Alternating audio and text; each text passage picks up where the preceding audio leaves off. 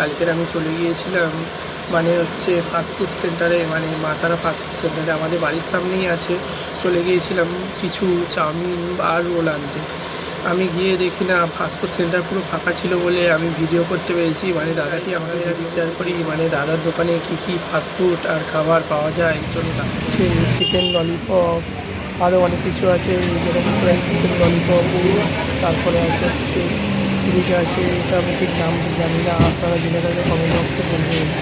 আর নিচে আছে কিছু চিকেন আইটেম, যেটা অনেক চিকেন দেওয়া আছে।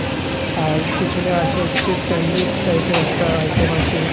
আর এদিকে আমার দাদাটি আমার রোলটি রেডি করছিল, মানে চিকেন রোলটি রেডি করছিল। তাই দেখতে পাচ্ছি দাদাটি চিকেন রোলটি রেডি করছে। আর এদিকে একজন বসে আছে, আর আমার পাশে একটা কুকুর আছে দিতে। আর দাদাটির দোকানের নাম হচ্ছে জগন্নাথ।